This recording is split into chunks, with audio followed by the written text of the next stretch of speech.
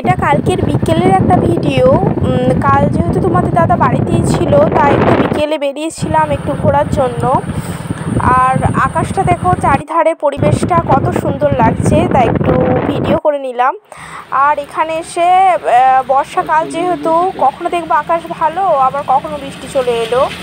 আর এখনও তাই হলো, প্রচণ্ড বৃষ্টি চলে এসেছে, তাই একটা জায়গায় দাঁড়িয়ে আছি, কখন বৃষ্টি থামে তার আশায়। একটু বৃষ্টি থামলেই বেরিয়ে পড়বো। আর এখন দেখো একটু বৃষ্টি ছেড়েছে, তাই বেরিয়েও পড়েছি। আর এখানে বাজারে তোমাদের দাদা একটু ঢুকেছে একটু বাজার নেবে বলে। আর এখানকার দেখো সবজিগুলো কত সুন্দর ফ্রেশ, কত তাজা।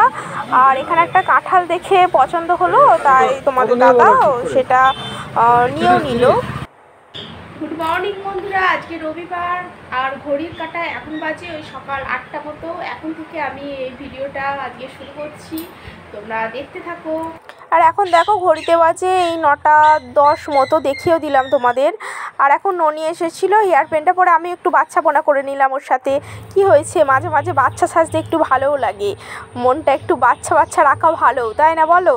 তারপরে দেখো কিছু জামা কাপড় ছিল, আমি সেগুলো মেশিনে দিয়ে দিতে এলাম, কারণ সেগুলো অনেক জামা কাপড় যেহেতু রয়ে গেছিলো, প্রত্যেক দিনই বৃষ্টি হচ্ছে তার জন্য কাঁচা হয়ে উঠছে না।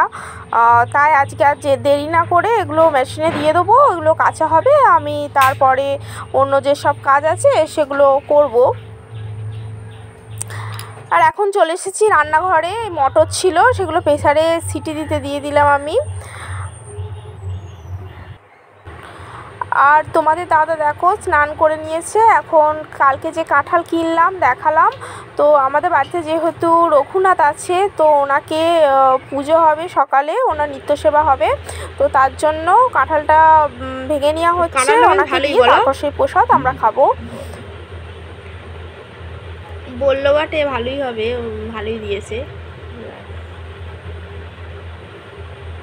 ওখানেই থাক, ওই থালাটা আর ধরবে না, ওটা ঠাকুরকে দিয়ে দাও। আর এই দেখো ঘুগনি হয়েও গেছে, এখন বাটিতে বেড়েও নিয়েছি, কারণ মুড়িও খেয়ে নিতে হবে তাই। তো আজকে সানডে, একটি স্পেশাল দিন। বলো তোমাদের বাড়ি কি কি রান্না হচ্ছে? আমাদের অন্য দিন যেমন হয়, আজকে আমাদের রবিবারটা একটু অন্য ধরনেরই, মানে অন্য দিন ব্রেকফাস্টে লুচি পরোটা থেকেই থাকে, কিন্তু আজকে সেসব কিছুই নেই। যেহেতু সকালে দেখলে কাঁঠাল ভাঙা হয়েছে, তাই কাঁঠাল জলখাবারে কাঁঠাল, ঘুগনি আর মুড়ি এইসবই খাওয়া হয়েছে। আর দুপুরের মেনুটাও পুরো অন্য, কারণ আজকে মটন বা চিকেন বা মাছ এইসব কিছুই নেই। আজকে হচ্ছে হাঁসের ডিমের কষা, শুক্তো, শাক ভাজা, উচ্ছে ভাজা এসবই। কারণ তোমাদের দাদা বললো পুরো গোটা সপ্তাহটায় প্রায় মাছ মাংস এইসব খেয়েই কাটিয়েছে।